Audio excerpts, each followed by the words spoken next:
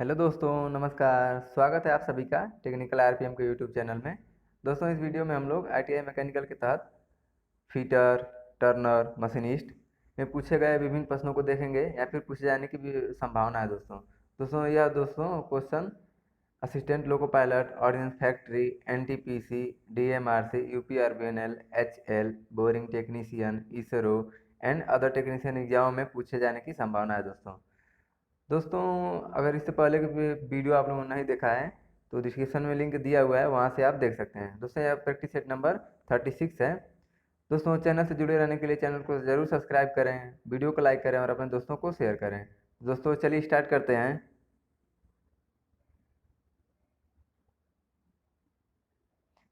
चश्मों का प्रयोग, क्वेश्चन जो 1 है, चश्मों का प्रयोग आँखों की किन सुरक्षा हेतु किया जाता है? जो चश्मा का प्रयोग किया जाता है आँखों को किससे सुरक्षा के लिए यूज किया जाता है दोस्तों? तो जो चश्मा का प्रयोग किया जाता है वह पराबैंगनी किरणों के लिए यूज किया जाता है, यानी कि ऑप्शन नंबर ए इसका सही आंसर हो जाएगा। नेक्स्ट क्वेश्चन है second number, identify the heaviest, यानी कि यदि विकल्प में से भारी हैवी पदार्थ को पहचाने। Heaviest material in the given option. Option number ए है मृदु इस्पात यानी कि माइंड स्टील, ऑप्शन बी है एल्यूमिनियम, ऑप्शन सी है प्लास्टिक या फिर ऑप्शन नंबर डी है लेड। दोस्तों इन निम्न में से कौन सा भारी धातु है? तो वह कौन हो जाएगा दोस्तों? वह होगा लेड।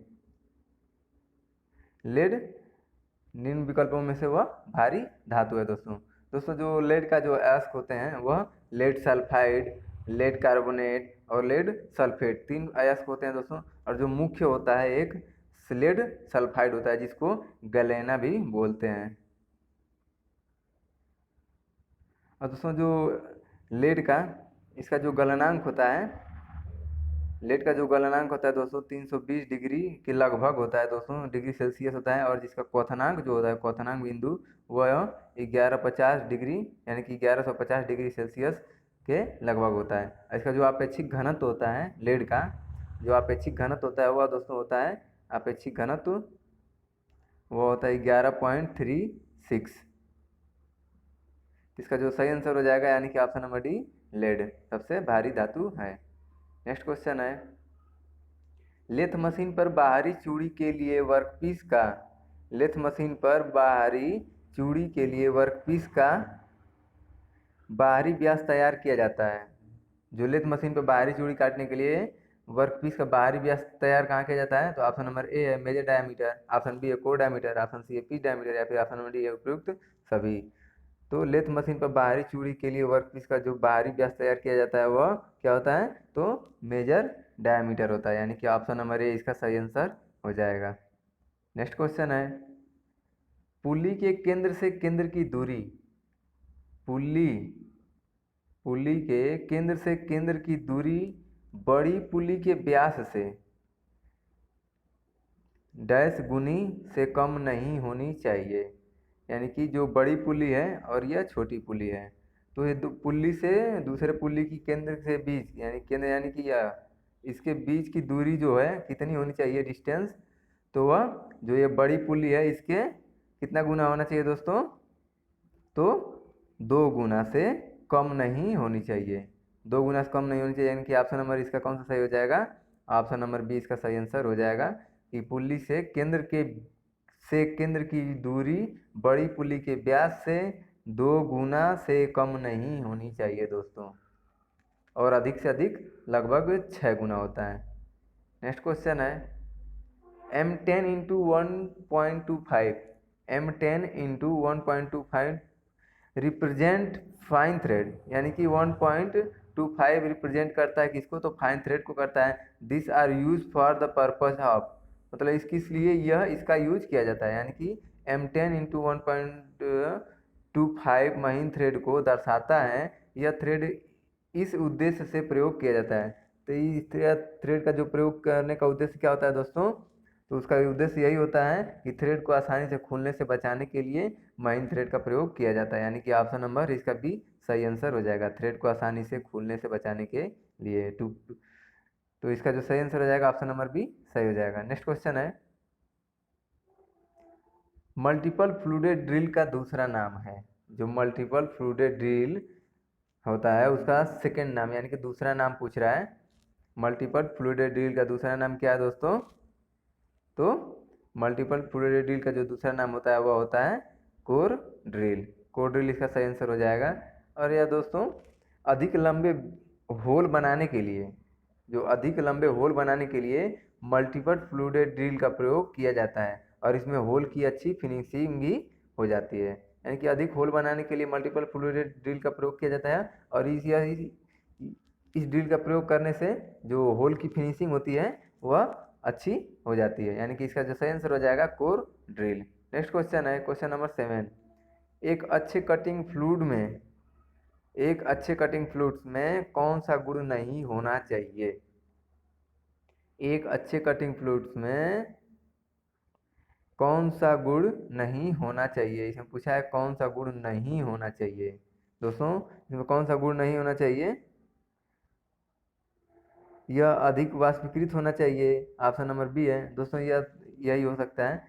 देखते हैं दूसरा ऑप्शन, इसके प्रयोग से मशीनों को वर्कपीस में जंग नहीं लगना चाहिए। दोस्तों यह गुण है इसका।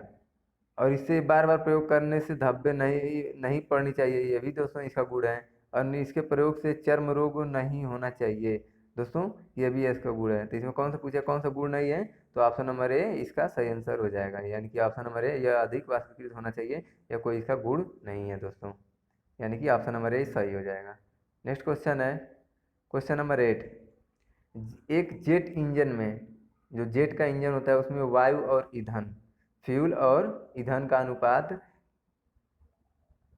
फ्यूल और एयर का अनुपात कितना, अनुपात का क्रम क्या होना चाहिए? यानी कि जेट इंजन में फ्यूल और वायु का, यानी कि वायु और ईंधन का जो अनुपात होता है वो कितना होना चाहिए दोस्तों? तो वो होना चाहिए, यानी कि वायु 15 अनुपात में रहेगा और फ्यूल 2 में, यानी कि 7.5 अनुपात 1। नेक्स्ट क्वेश्चन है,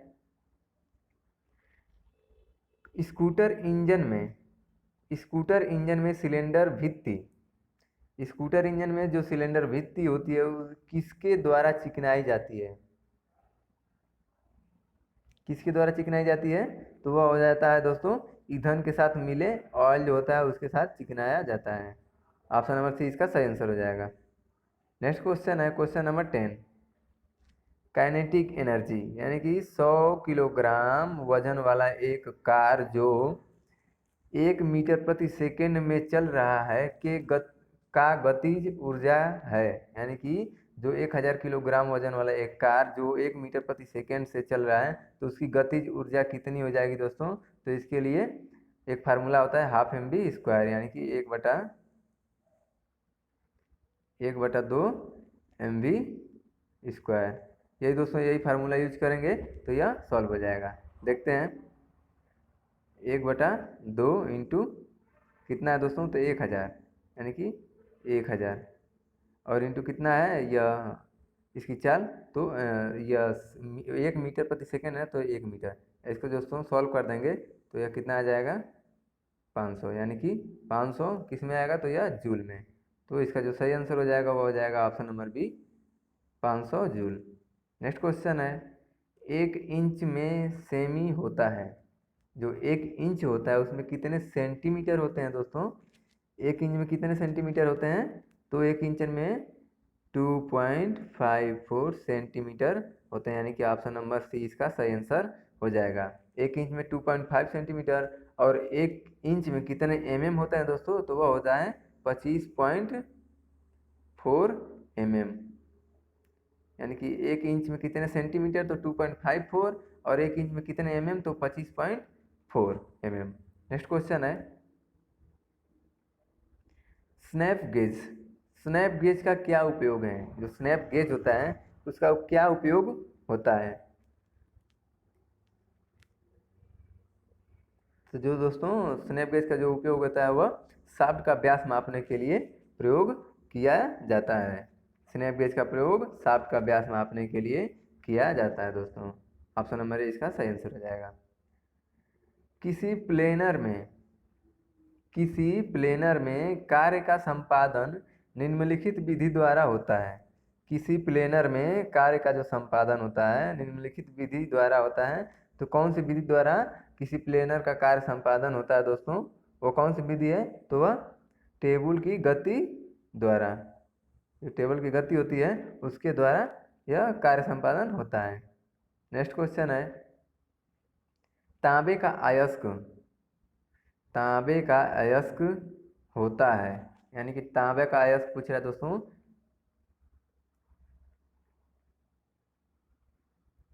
तांबे का अयस्क क्या होता है दोस्तों? तांबे का अयस्क होता है,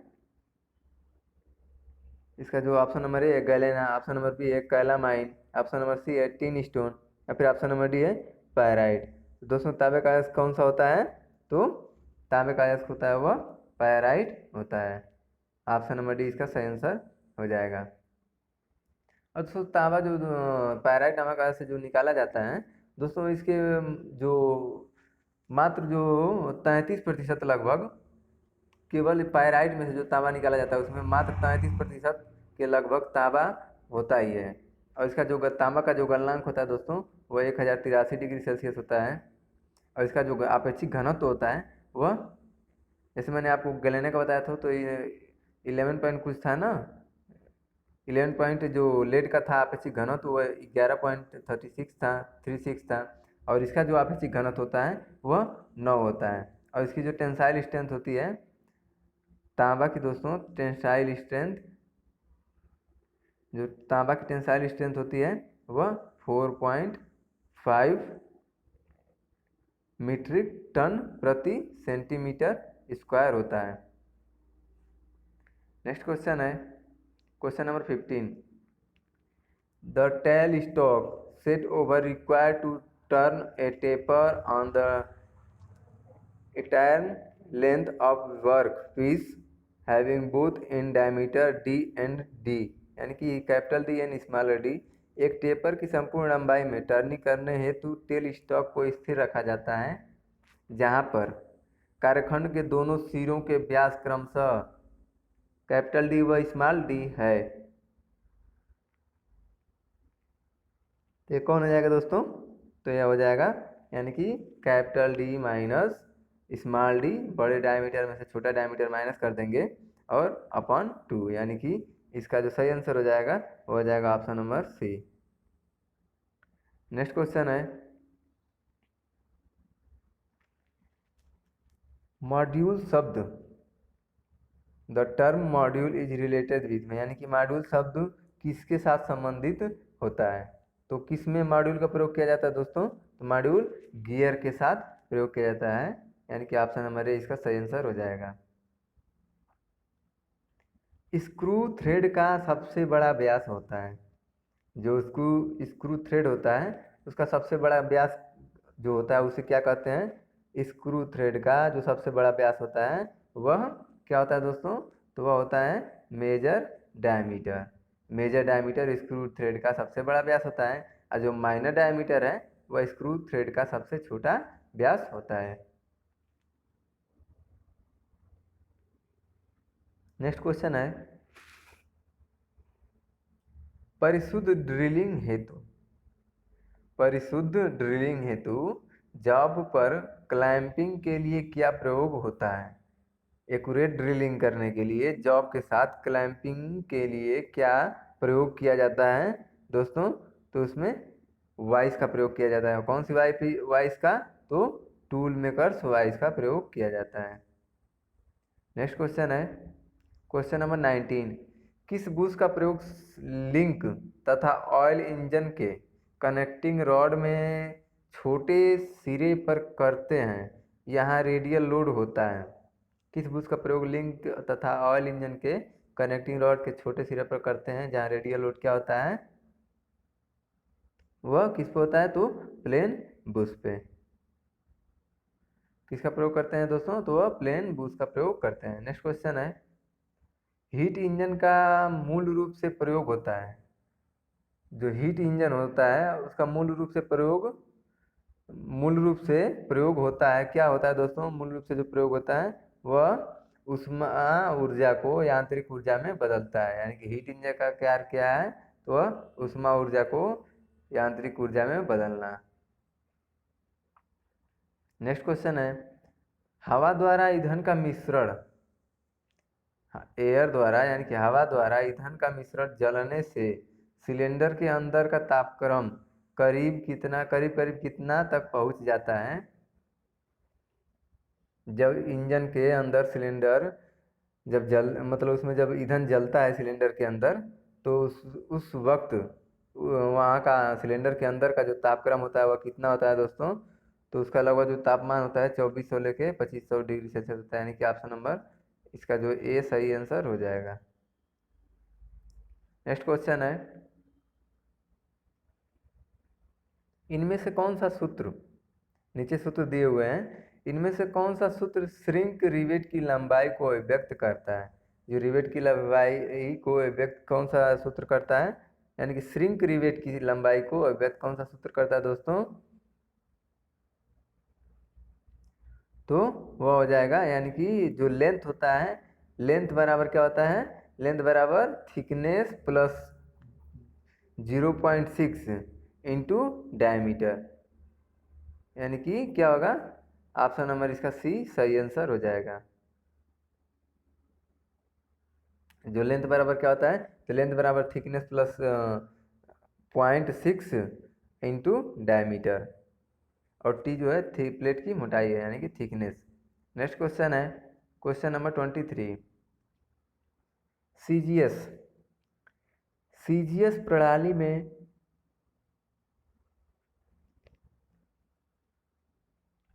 जो सीजीएस प्रणाली होती है, सीजीएस प्रणाली में श्यानता गुणांक की इकाई होती है। जो सीजीएस प्रणाली में श्यानता गुणांक की इकाई क्या होती है दोस्तों, तो वो होती है डाइन सेकेंड प्रति सेंटीमीटर स्क्वायर। क्या होता है, तो ऑप्शन नंबर ए इसका सही आंसर हो जाएगा, डाइन सेकेंड प्रति metre cm square, sorry dyne second प्रति सेंटीमीटर स्क्वायर। सीजीएस यानी कि सेंटीमीटर, ग्राम और सेकेंड, इसका फुल फॉर्म होता है। नेक्स्ट क्वेश्चन है, निम्न में से कौन सा कंपैरेटर गेज नहीं है। निम्न में से जो ऑप्शन दिए हुए हैं ए बी सी डी, उनमें से कौन सा कंपैरेटर गेज नहीं है, तो दोस्तों उसमें कौन सा कंपैरेटर गेज नहीं है, तो ऑप्टिकल जो है वो भी एक गेज है, मैकेनिकल भी वो भी गेज है, न्यूमेटिक भी गेज है, लेकिन हाइड्रोलिक एक गेज नहीं है, ये हाइड्रोलिक सिस्टम है एक, यानी कि ऑप्शन नंबर डी सी इसका सही आंसर हो जाएगा। कौन सा गेज नहीं है, तो हाइड्रोलिक गेज नहीं है, ये हाइड्रोलिक सिस्टम है। नेक्स्ट क्वेश्चन है, ब्रेजिंग में, जो ब्रेजिंग होती है, ब्रेजिंग में डैश फ्लक्स का प्रयोग किया जाता है। ब्रेजिंग प्रक्रिया में किसका कौन सी फ्लक्स का प्रयोग किया जाता है,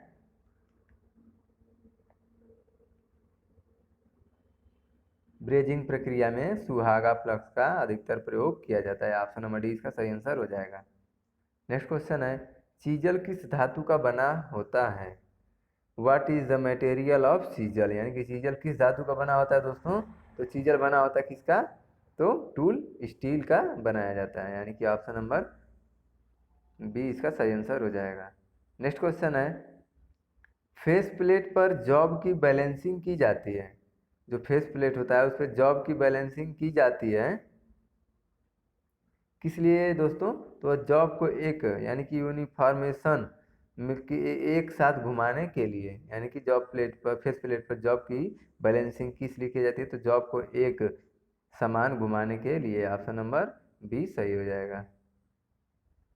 नेक्स्ट क्वेश्चन है, ऑटोमोबाइल उद्योग में एक लॉकिंग साधन अधिकतर उपयोगी है। ऑटोमोबाइल उद्योग में एक लॉकिंग साधन अधिकतर उपयोगी है।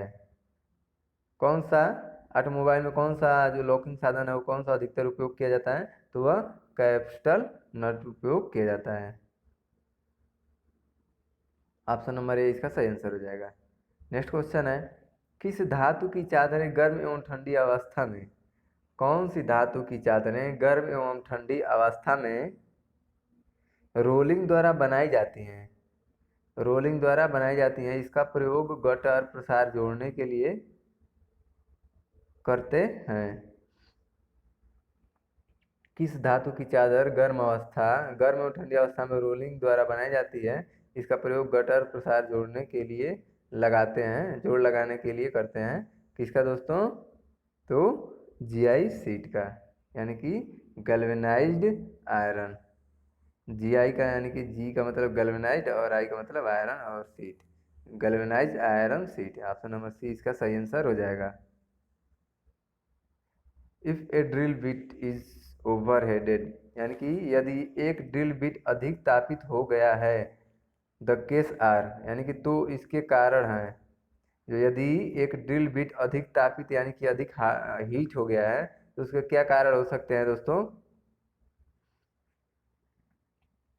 कर्तन गति अत्यधिक है, निष्कासन कोण सही नहीं है दोस्तों, यह कारण नहीं होगा। जो ऑप्शन नंबर ए, यह कारण नहीं होगा। ऑप्शन नंबर बी देखते हैं। फीड दर अत्यधिक है, शीतलन काम नहीं कर रहा है। दोस्तों यह भी इसके कारण नहीं है। बिंदु कोण सही नहीं है, वह तेजी से है। तो दोस्तों इसमें जो option number A B C, यानी कि इसमें उपरोक्त सभी सही हो जाएगा, यानी कि ए बी सी डी ये तीनों इसमें कारण है, केवल एक नहीं है, यानी कि तीनों सही आंसर हो जाएगा। नेक्स्ट क्वेश्चन है, किस प्रकार के बियरिंग में स्लीव प्रेस फिट होते हैं? किस प्रकार के बियरिंग में स्लीव प्रेस फिट होती है और इसका उपयोग मिसअलाइनमेंट डिफ्लेक्शन में किया जाता है, इसे कहते हैं?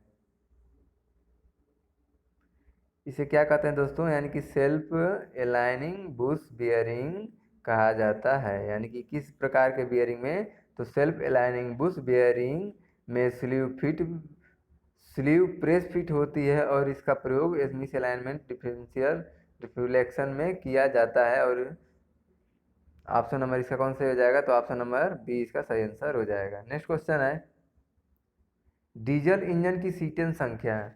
जो डीजल इंजन होती है, डीजल इंजन की सीटें संख्या उसकी निम्नलिखित की माप है। डीजल इंजन की सीटें संख्या उसकी निम्नलिखित की माप है। किस चीज़ की माप करता है सीटें संख्या? तो वह कैसा जल रहा है वह उसके गुण पे को निरूपित करता है, यानी कि प्रज्वलन गुण को सीटें संख्या प्रदर्शित करता है। नेक्स्ट क्वेश्चन है क्वेश्चन नंबर 33। किसी मशीन में भरे स्नेहक तेल को कब बदलने की जरूरत पड़ती है?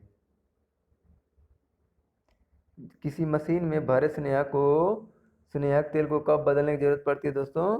तो एक निश्चित अवधि तक, यानी कि जो स्नेहक तेल पड़ता है वह एक निश्चित अवधि तक चलने के बाद अथवा मशीन में तेल भरने के लिए निश्चित अवधि के बाद, दोनों में से जो अवधि पूरी पहले हो जाए, यानी कि ऑप्शन नंबर इसका सी सही आंसर हो जाएगा। नेक्स्ट क्वेश्चन है, कन्वर्ट 104 डिग्री, यानी कि कन्वर्ट करना 104 degree Fahrenheit into degree Celsius, यानी कि 104 डिग्री फ़ारेनहाइट को डिग्री सेल्सियस में बदलना है। क्वेश्चन नंबर 34 है, कन्वर्ट यानी कि फ़ारेनहाइट को डिग्री सेल्सियस में बदलना है। तो कितने फ़ारेनहाइट को? 104 फ़ारेनहाइट को। दोस्तों इसके लिए एक फार्मूला यूज होता है,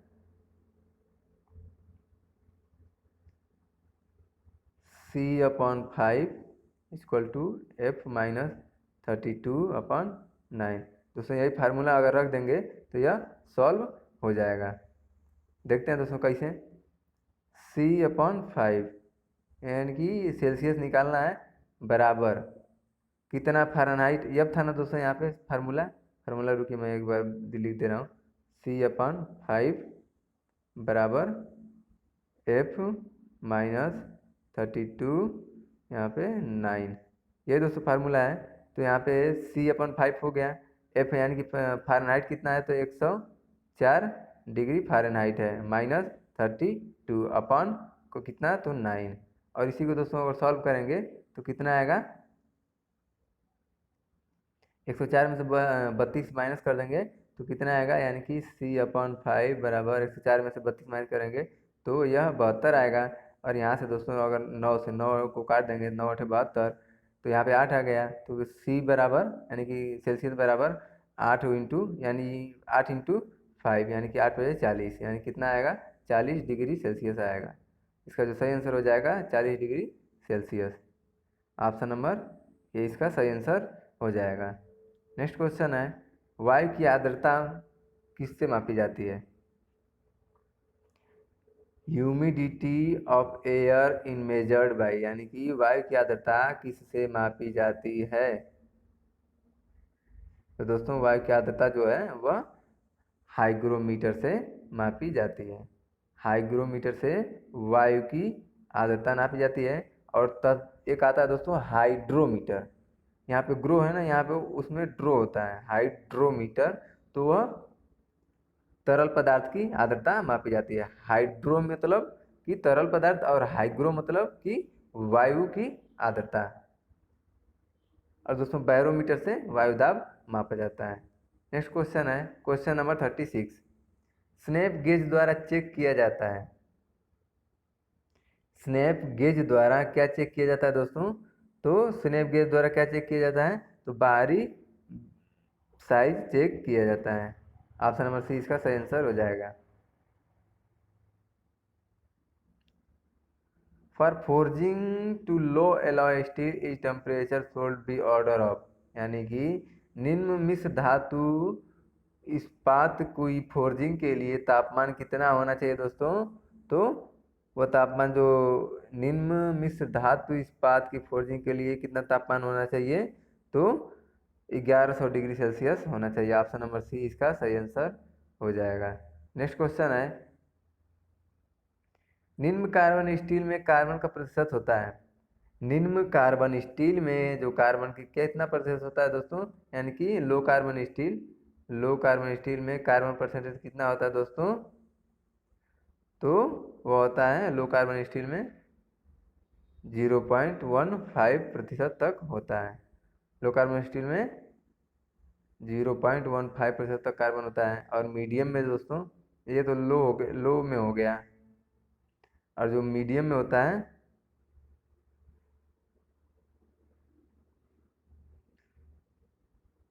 जो मीडियम होता है, या तो लो के लिए हो गया, और जो मीडियम में होता है वह उसमें 0.15 से लेकर के 0.7% तक होता है। अगर हार्ड में देखा जाए दोस्तों, तो हार्ड में होता है यानी कि हाई कार्बन स्टील में क्या होता है? तो 0.7 से लेकर के 1.5 तक इसमें कार्बन परसेंटेज होता है। नेक्स्ट क्वेश्चन है, जैसे कर्तन उपकरण को रैक कोण कम होता है तो बल होगा। जिसे कर्तन उपकरण रैक कोण कम होता है तो बल क्या होगा दोस्तों? तो बल क्या होगा? तो जाहिर सी बात है कि बल बढ़ जाएगा, यानी कि ऑप्शन नंबर ए सही आंसर हो जाएगा। नेक्स्ट क्वेश्चन है, split taper double pin positive locking प्रदान करती है या निम्न आकार में होती है? Split taper pin positive locking प्रदान करती है या निम्न आकार की होती है? इसका कौन सा आंसर सही हो जाएगा दोस्तों? तो इसका छोटा सिरा स्प्लिट होता है।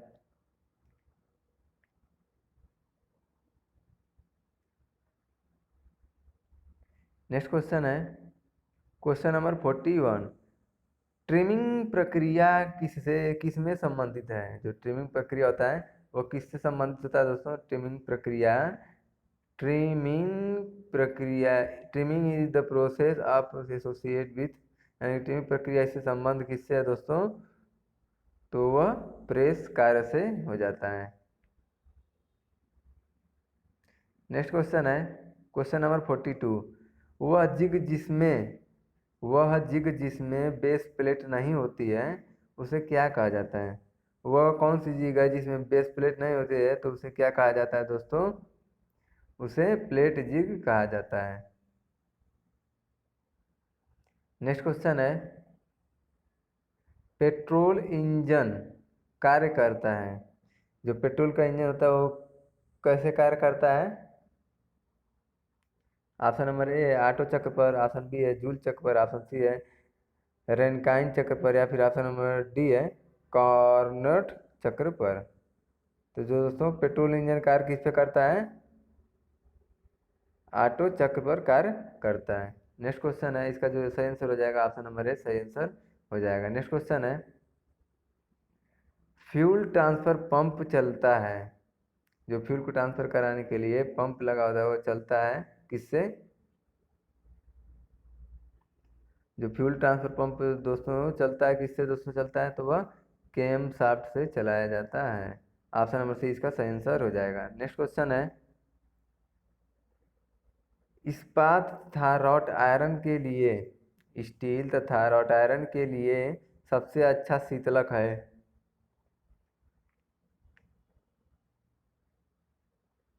तो वह कौन हो जाएगा? यानी कि रॉट आयरन के लिए कौन सा शीतलक सबसे अच्छा है? तो पानी में घुलनशील तेल, सोल्यूबल ऑयल। नेक्स्ट क्वेश्चन है, 0.001 divided by 0.00001 is equal to, यानी कि 0.001 को 0.00001 से विभाजित करते हैं तो कितना आएगा दोस्तों?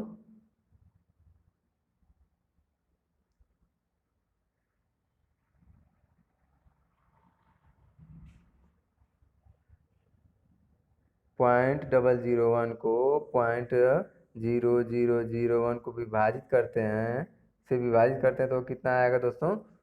तो वह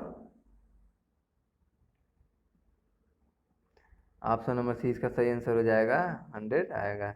नेक्स्ट क्वेश्चन है, हाइग्रोमीटर से मापा जाता है, हाइग्रोमीटर से क्या मापा जाता है? तो वह वातावरणीय आर्द्रता मापी जाती है। नेक्स्ट क्वेश्चन है, लिमिट गेज से क्या तात्पर्य है? जो लिमिट गेज होता है उससे क्या तात्पर्य है दोस्तों? लिमिट गेज से क्या तात्पर्य है? तो वह हो जाता है ऑप्शन नंबर इसका ही सही हो जाएगा, यानी कि गो सिरा, जो लिमिट गेज का गो सिरा सुराग में जा सके परंतु नो गो सिरा नहीं जा सके, यह इसका तात्पर्य है लिमिट गेज का। ऑप्शन नंबर ए इसका सही आंसर हो जाएगा।